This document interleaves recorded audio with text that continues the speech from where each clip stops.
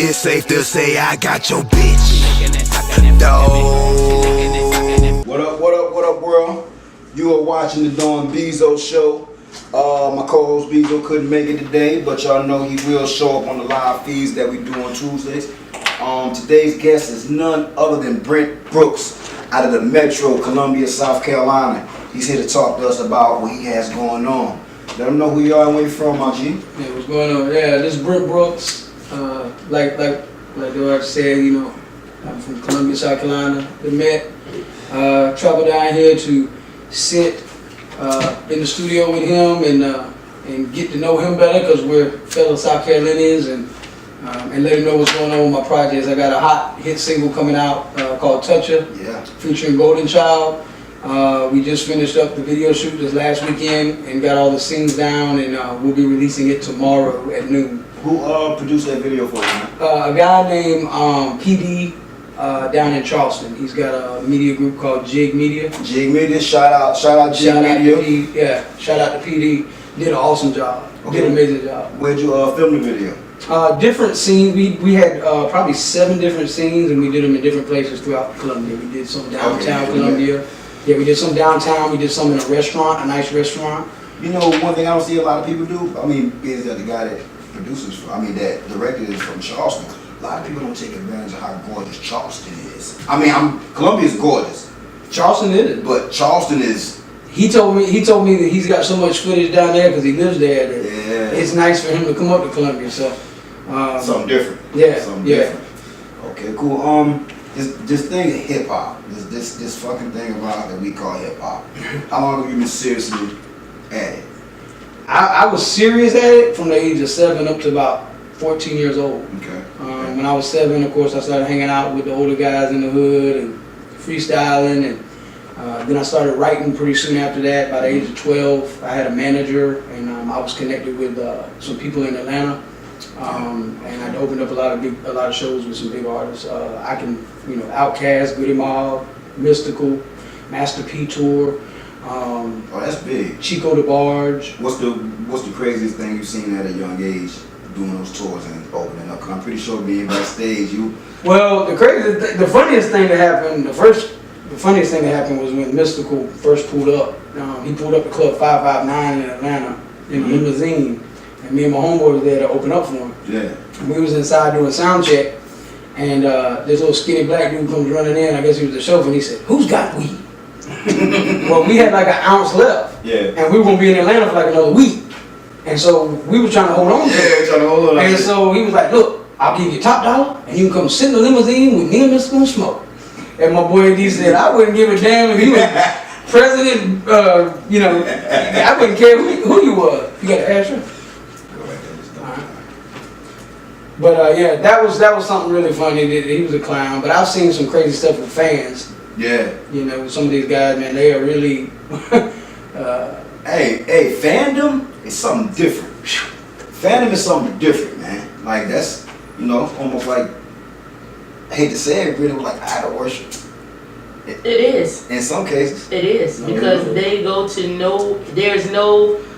there's no end to what they'll do to get close to you, to be with you, and it's scary. Mm-hmm. And until people you have to walk in those shoes to actually understand that people think they want fame and that kind of notoriety and stuff. Yeah, to this crazy bitch in your house eating your breakfast like Chris Brown, like that chick at Chris Brown house. For real. You know what I'm saying? Because these people know more about you, really, than you would imagine them to know, and they, in their minds, y'all together. Yeah, that's crazy. For real. I think I had a homegirl, Shakina, early days, Shaw's kid. She posted something about real women do submit to their men. If a man, because first you have to be a real man. Mm-hmm. And I said,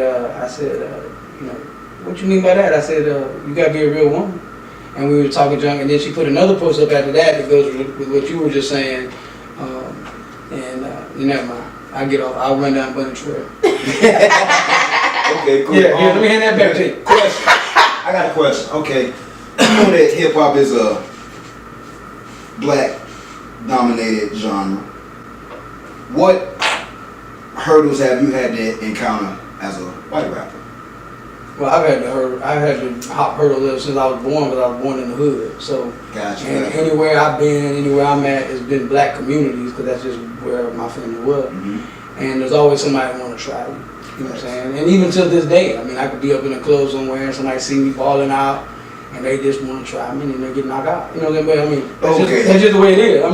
I've just been tested like that all my life. Usual shit. The hate is no different, cause the thing that I do struggle with sometimes is when I run into black folks that don't know me or from another state, and they get into talking about racism and all this stuff that's going on.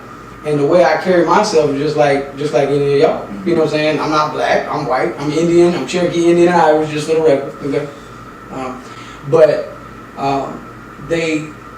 I'm not the same. I don't see things the same way as most of the white folks do. So it gets a little frustrating for me sometimes when I'm having those conversations with them. Understandable. Yeah, because I'm just like, dude, that ain't the way it is for me. That ain't, you talking about white privilege, give me something. Because I ain't had none. You know what I'm saying? Never. Ever never. You say, oh, well, you get pulled over by the police, they go, why not? Anytime I get pulled over by the police, they done try to beat me up and do everything they done to everybody else. You know what I'm saying? So I can't say your average police officer has no discretion on who ass he whoop. Yeah, I mean, it's just that they're a little quicker to pull that trigger. Yeah. I agree with that. You know what I'm saying? When it's a black person. And look here, I see. But that's neither here nor there. Look here, I see videos just like y'all see, and I'm like, wow, like what in the world? It's shocking, and like what's even more shocking to me is that we kind of becoming numb to it. We can't. Nobody can be known to that. Like we shouldn't. I think we know to death and everything just because of entertainment. Man. We talk about entertainment. Man. I mean, we know. You know. You're absolutely right. Just like what we talk about now. Hip hop has gotten a big pop of energy over the past 3 weeks. For anybody who hasn't been under a rock, you know that quite possibly the world's biggest artist took his first L. In my opinion. Well, you would think so. You know. You would think so, but I call that an L. What's your opinion on the Drake Pusha T beef? No, Drake took a L. I say it's an L for one. If you're looking at it as like who did better and all that, you know what I'm saying? Yeah, which we're supposed to because they're battling, right? Yeah. So if you battling, you ain't supposed to back down. Yeah. No, and I feel like strike one was everybody know that he been scared of Pusha T for years because Pusha T been tiptoeing around doing jazz out. Two, you thought it was going to be Meek Mill all over again, but you had a different monster. You thought you was going to drop the little rebuttal track, and then he dropped some invoices on Instagram, like we help you boost your career. Yeah, like 100 racks because we revitalized your career. But when the punch came back, you dropped a press release and got Jay Prince to come out. Stop it. With this grand scheme, which I totally feel like it was a lie. I don't feel like Jay Prince told him to not drop the track because what is it to Jay Prince for him to smash Kanye and Pusha T career? That benefits him because his investment is in Drake, right? Sure. Okay, so Jay Prince had a book coming out. I feel like they ployed that into it because Jay Prince had a press run with a bunch of different interviews where he would have never got the interviews if with just a book. He had to have something to back it up. So being smart marketers, smart marketing people that they are, he basically took the heat off of Drake. And he still ain't asked no questions. Okay, yeah, you taking care of the baby, but what about that blackface? What about that blackface? And what about these bars? At the end of the day, it's about these bars. You as an MC, me as a former MC, you know at the end of the day, it's about what? Can you spit that shit? If you're in a battle, you took that L, yo. That's a big L. Now, this ain't gonna take nothing away from his album sales, because he's still gonna drop. He was still gonna have hit single after hit single after hit single. But you can't talk that I'm the best rapper shit no more. You better say I'm the #1 rap artist, but you gotta look at it. Drake now has some legendary bars he threw out. He was saying shit like a song with me featuring you was like a song me featuring me, like he bars, but he's one artist that has built a solid career. So taking an L like that for the average artist, it would be a big blow. But for him, it really is nothing. And I think that's why his camp told him just squash it. Might as well. Yeah, take an L and be because he could take an L.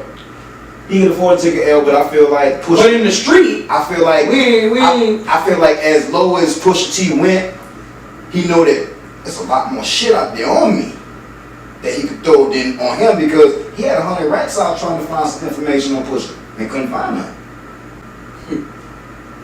Shit, I make up some shit for 100 racks, man. That nigga got weave in his hair. give me 100 racks. Yo, what's up?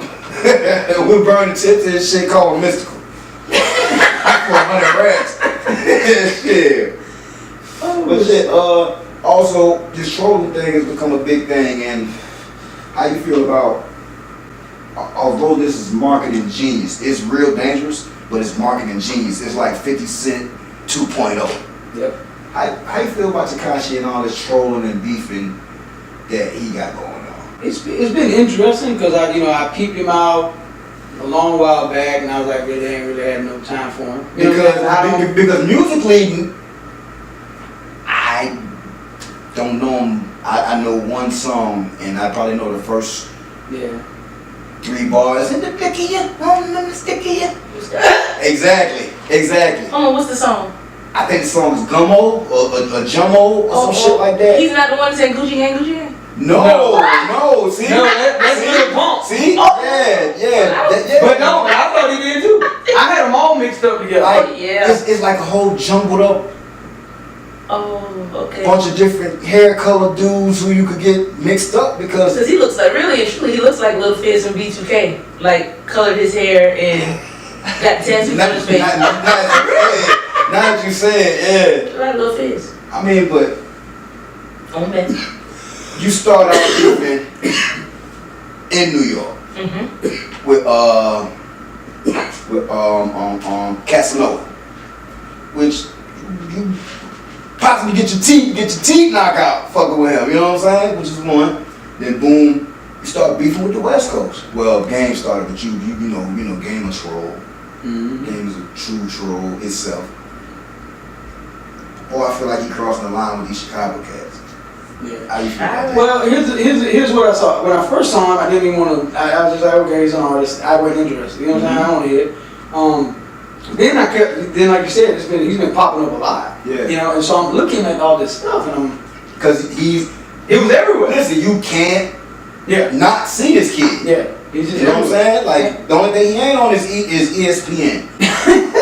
Yeah. You know? So I kept seeing him, and then I saw an interview. I think it was about a week and a half ago. And the first thing I saw was him with 50 Cent, and I said, okay, him and 50 Cent are hanging out. 50 Cent, bad combination. But it made me open up my eyes, and I get sucked into the hype. And I said, okay, how did 50 Cent make it? 50 Cent trolled people before we knew what trolling was. And then you say, well, who did 50 Cent come from? Where did he learn from? Eminem. Eminem did the same thing. Yeah. Everything is controversy. That's how they did it. Eminem created controversy. Then 50 Cent came in and did more than he did.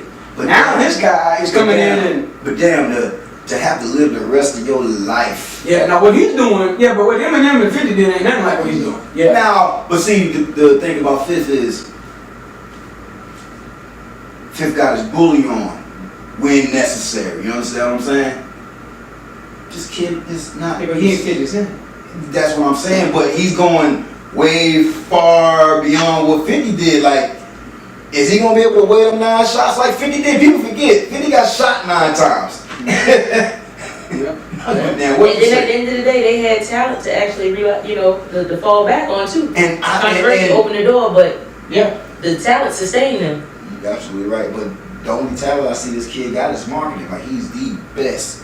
When I saw him on that interview last week, no, when was it? We went to Breakfast Club a week or so ago. He dominated that. And when I listened to him, I said, he's smart. He's smart. He's smart. I said, this boy ain't no damn idiot.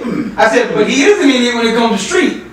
I said, so he's smart when it comes to this, but using that and dealing with game I mean, anybody in the street, we all know, man, there's certain things you just don't talk about, you don't play around about. Yeah, And when so many people have died, you know what I'm saying? And so many, I mean, you got families, for generations and generations, regardless if we agree with the violence or anything, it's still, you gotta show some type of honor to that or respect to that. You know what I'm saying? And it's no code. yeah, well, there is a code. No, he's not following the code. And then that's what his problem comes in. He is not following the code, man. Shoot.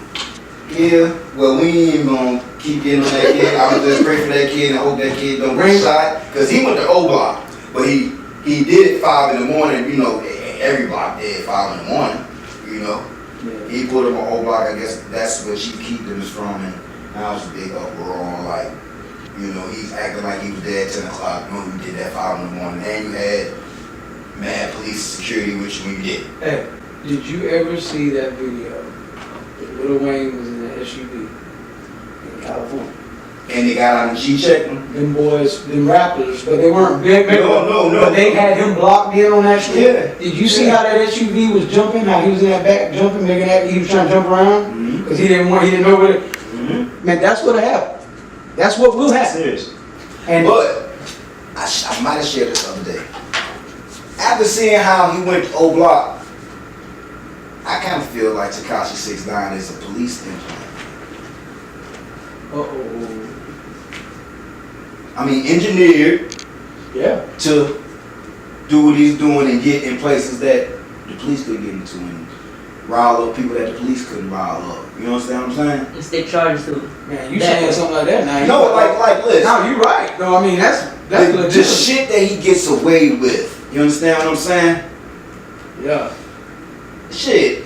If the police will put somebody in a gang in real dangerous situations or send one of their informants in, what make you think they wouldn't do it?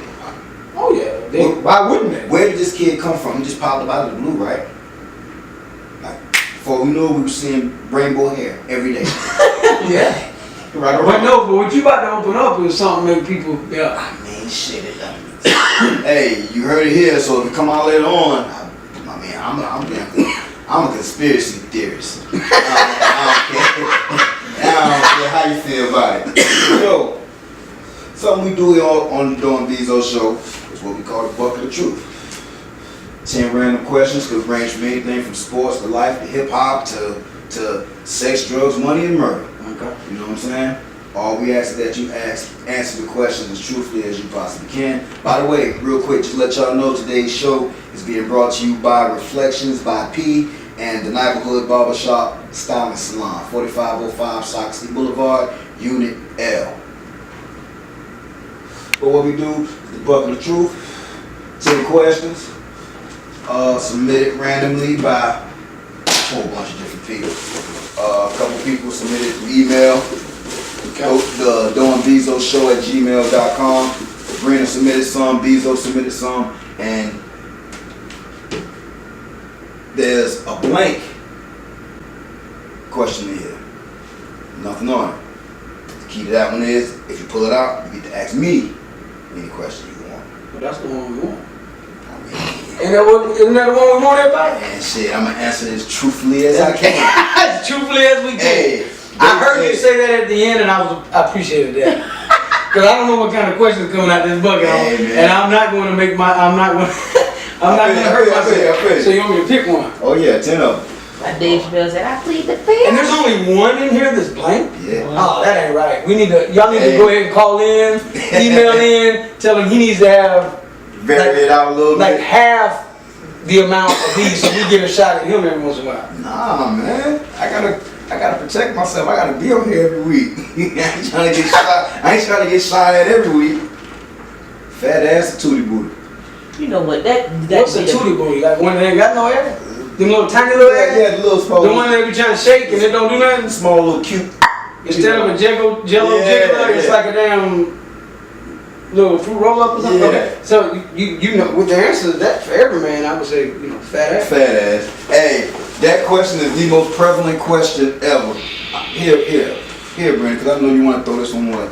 Because it's so big. See everybody getting this big sheet of paper? That's all right. You need to go back in me. Question 2. This BZo handwriting right here. No, it ain't. This your handwriting. I could read it. I was just handing it because I thought that maybe you wanted to. How do you feel about Trump building this wall? I haven't seen it yet. I wrote that. No, I didn't. That is you. Yeah, I haven't seen it yet. My thought on any wall is that if they could, there's a way. If there's a will, there's a way. And the same illegal ways that they getting in through our government, They're gonna go under. they gonna go under. They gonna go under. And the government, whoever's getting paid, It's a big fucking waste of is money. gonna get it. Yeah. It's a big fucking waste of money. That was question 2, by the way, everybody.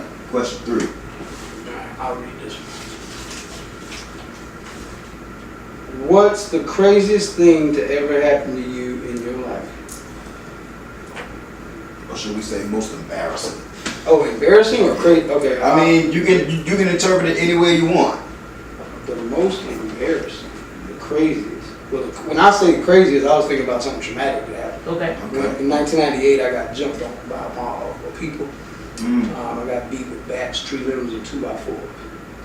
And I died twice on the operating table.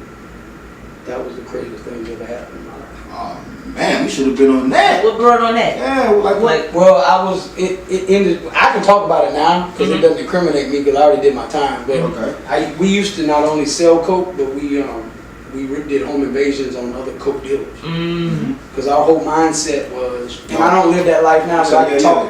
Y'all But- jack boys in. But our mindset was, if we take it and we're the only ones that have it, then we cause the drought and then we flood. You see what I'm saying? And that's what we did. We did that for about a year and a half. And we Caught up with you. Well, we went to a house one night and ended up in a gunfight. And my girlfriend got shot and killed. Oh wow.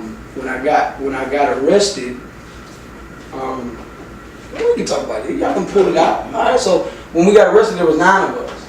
Only me and one other one didn't sign statements. Everybody else signed statements, and they basically made it seem to be like I was like this ringleader or something. And it wasn't even my idea to do it that night. But we were jack boys, so if you get the idea, man, I'm just gonna go do it. You see what I'm saying? Like, hey, let's go do this. We did it. Yeah. So anyway, that's what brought it on. And then I got out on bond. I was in the county jail for about 3 months. They wouldn't give me a bond hearing. And then finally, I got a bond set. I got out on bond. And about a month after I was out on bond, I was invited to this party after this football game by this chick that I had been messing with. And when I got out there, we were out there for about 10, 15 minutes. It was dark, a lot of people out there. Ended up getting blocked in. And people just started coming out of nowhere with bats and treating them stuff, beating on the car. I grabbed the young lady out of the front seat, put her in the back seat. I jumped up in the front with my boy AD. He told me don't stop. I said, bro, why do you think I would? You know what I'm saying? I'm about to hit some people. And I started trying to run over people. And we went through the woods and then ended up getting hung up on some trees that had been cut down. Of course, AD thought I was getting out to run just like he was, because there was about over 25, there were probably well over 75 people at the party, maybe more, but there was over 25 people that hit me and jumped on me. All these people, we both were gonna run. He jumped out and ran. I tried to jump out and run, but my car door was jammed because of the bats and stuff. And so I climbed over the seat and I jumped out. When I jumped out, I had to meet the people. I will say this. I don't feel sorry. I don't ever feel sorry for nothing I did in my life because I brought that stuff on. And I learned a lot from it. I'm a firm believer. You make that bid, you land. Yep. You know what I'm saying? And so what happened was, out of 25 people though, I will say this before we end this mark. Sled came in the hospital, cut my clothes off me because my clothes were full of blood. They found 4 other people's DNA on my clothes. So, you know, like I said, it'll catch up with you, but if you did something, you need to stand up to it. Yeah. I stood out there and I tried to get my man. I got a couple of them. Gotcha. I got a couple of them. Hey man, the damn bucket of truth. Yeah, man, we throw that one away. I'm gonna save the next man for coming. So we about to get in this. Nah, that's a good one, actually. Was that question 3? Yeah, 3. All right. Question 4. I gotta get my lighter.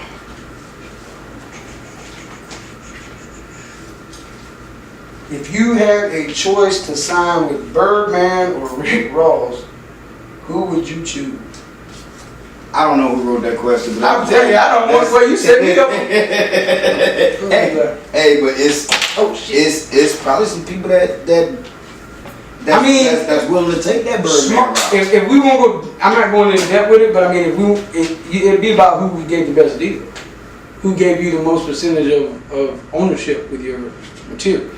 But Birdman, Bird. He's like, man, there shouldn't even be a question. There really isn't.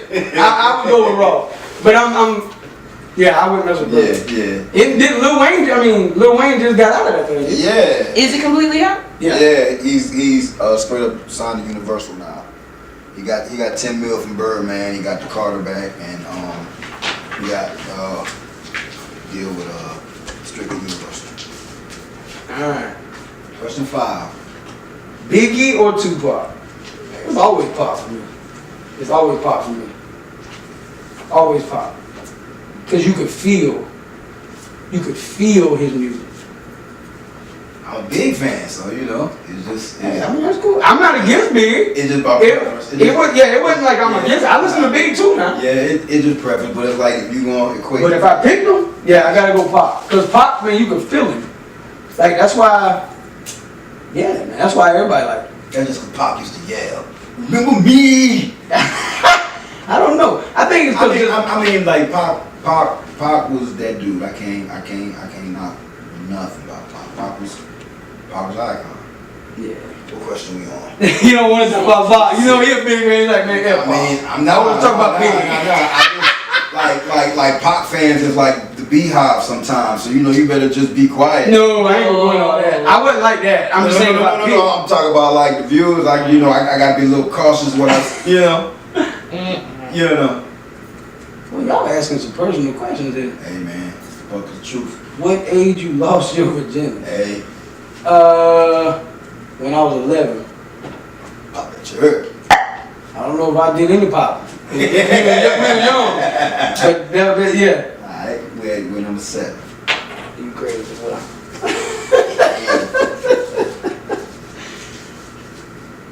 Xbox or PlayStation? Xbox. False with you. Man, look at it. The reason why? Because I went through like 4 PlayStations in 1 year. Right. Them mother kept giving me, I'd get them fixed. Then after the second one I got fixed, then I said I'm going to buy a new one. Mm-hmm. Went and bought a new one. It lasted like 2 months. Then the other one burned out. I bought 4 in a year. The 4th one, I grabbed. My son's mom was right there. I grabbed it. I slammed it and crushed it all over the ground.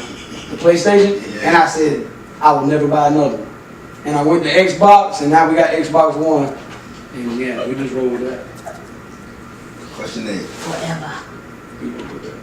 That is Wakanda, but that was, you gotta throw the X for Xbox Squad too. I think he got like his question for him, like the blank paper, like take down that power. Nigga, sure.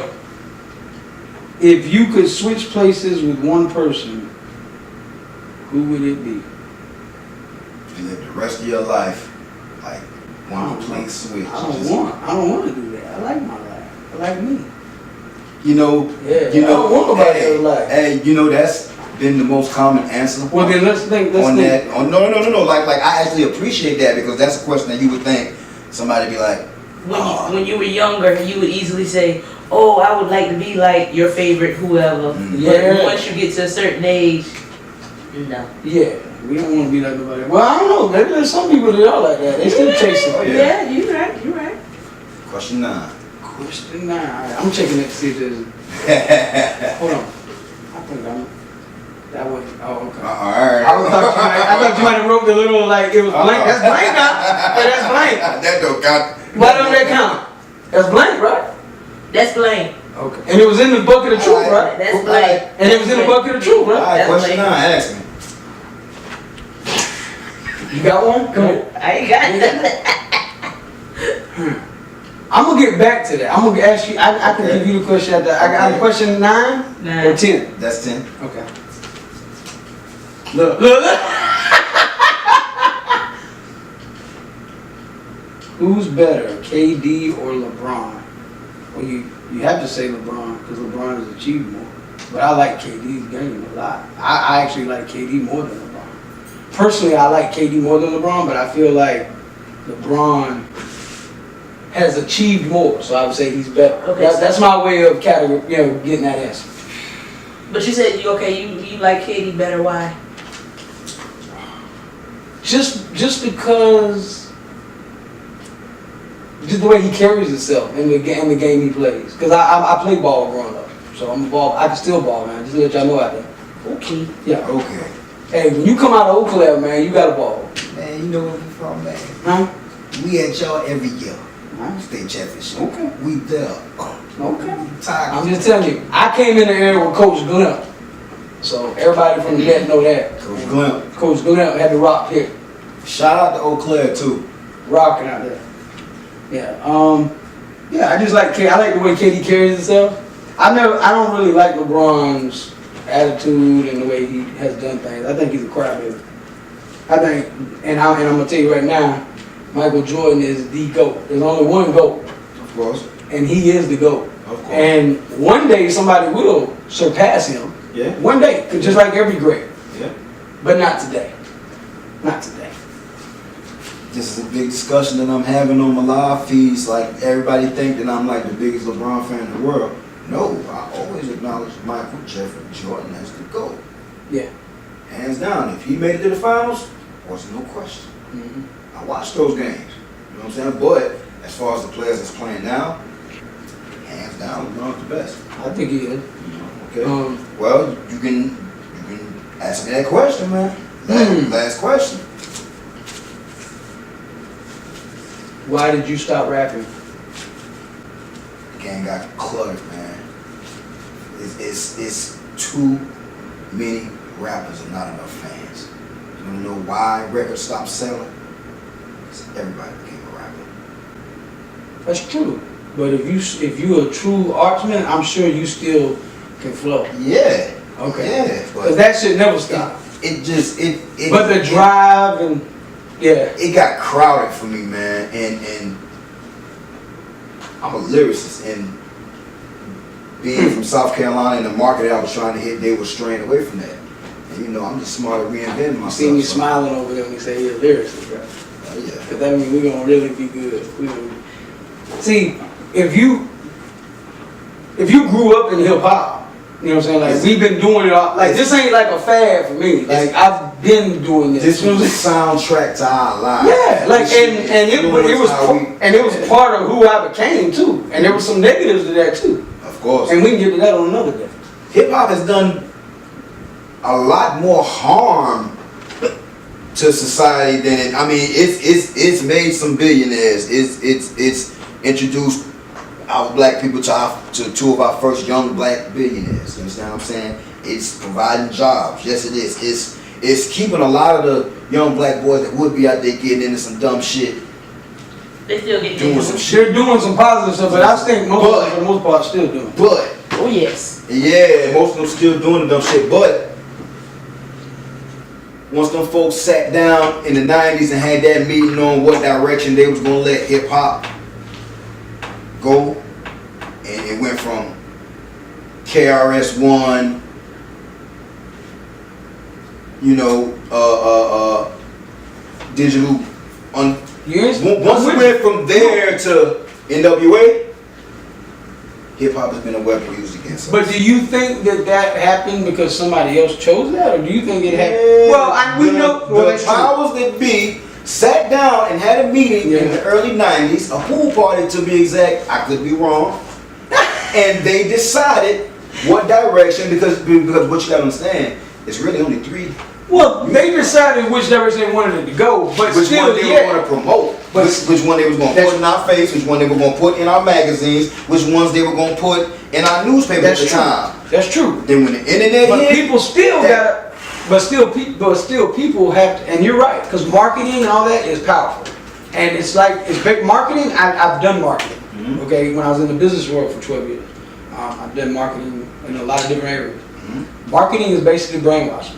of course. It literally is. So I get you. I'm following you on that. I'm following you on that. I'm not in disagreement. But people still get to choose what they like. True. That's true. Yeah. So when I was growing up, I'm just giving you my perspective.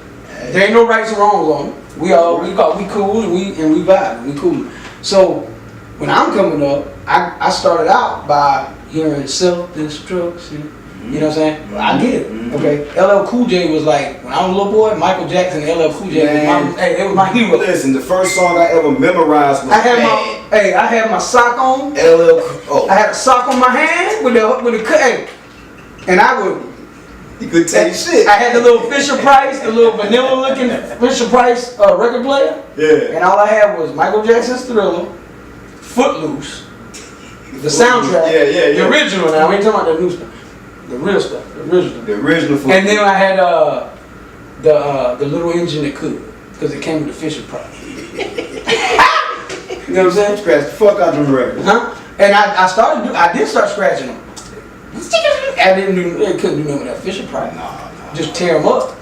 But so LL Cool J, you know what I'm saying? Then he came through. Then when I really started paying attention was I'm Bad. So then I'm going to my house and I get me a little cassette tape player. You know what I'm saying? I start getting them little singles with the instrumental on one side. You know, and then so by the time I'm 12, man, we riding around the city smoking out the car and we putting a different single in. But for me, when we freestyle, It was always the soundtrack of, like, if you look at eras, our parents' music was, disco, etc. You know what I'm saying? Motown. Motown, the 80s was R&B was the dominant. Man, we was all right till they turned this shit into a weapon, because the mentality that I see and it's society also, we got this thing called the internet now, but the soundtrack to all that is hip hop. Hip hop influences so much. It's a multi-billion-dollar industry. You know how much influence? You know how much influence that is? Oh, it's a lot. It's too much. anything in entertainment is influence. Music is powerful. Now we about to get into. I don't want to get into too much biblical stuff, but we know Lucifer was what? Oh, the music, the angel of music. Okay. It said that his body was actually like pipe organs. So beautiful, you couldn't look at him directly. So now let's talk about it. Yeah. Now he got booted, and we know where he came. Music isn't evil. Music is not evil. No, but it is most definitely his playground. But it's his playground. But let me tell you something. Music isn't evil. We talked about that a couple episodes ago. Oh yeah? Yeah, we talked about that. Episode 7. But shoot, man, I want you to know, man, I love this conversation, man. I appreciate you for coming through. Oh yeah. Shout yourself out one time. Let everybody know when the single drop, what you got coming out next, because I want to know what's next. Okay. Well, the single is called "Touch You." Again, I'm featuring R&B singer Golden Child. On the music video, the official music video will be released tomorrow, and it's featuring a beautiful young lady. She modeled and acted in it. And her name is Lucky Rose. Shout out Lucky Rose. She's from up Detroit, but she go Atlanta, Detroit way. Gotcha. And she came through and did a really great job on it. Shout out again to PD and Jig Media down in Chucktown. Shout out Jig Media. And it's hot, man. It's gonna be hot. I'm pumped about it. What's the next? The next thing is I got another single coming out. Now it's called It's On, and it's gonna be a club bang. And I've got one more single after that will come out. And so we'll have 2 more singles come out, and we'll have 2 more official music videos come out. And then we'll drop the album. And when exactly are you looking to drop? Well, I know a lot of people don't like to set dates now, but are you looking to drop this project before the end of summer? The whole album? Yes. No, we're gonna drop it probably the start of winter. Take your time with it. Or like a month into winter. Yeah. It's ready. It's ready, but we just want to spread it out because we want to really focus on each song. The 3 singles, we want to focus on each one. We want to pour into those. Gotcha. We don't want to just throw, I've got music. I don't want to just throw music out there. I understand. You know what I'm saying? Shoot, man, we appreciate you for stopping through. Doing BZo show. On behalf of BZo, Brina, Mr. Brent Brooks. Yes, sir. Y'all be safe. Remember to keep God first. Peace. It's safe to say I got your bitch. I got your bitch and she sucking fuck. You know all about it and can't do nothing. Mean mugging me out in public, I laugh at you cause you won't do nothing. You stalling her, calling her, steadily talking her head off. You play about your bitch with me, boy, I be taking your head. She wanna play with some winners. She switching my squad like KD. I'ma let you pay for dinner. And after you done,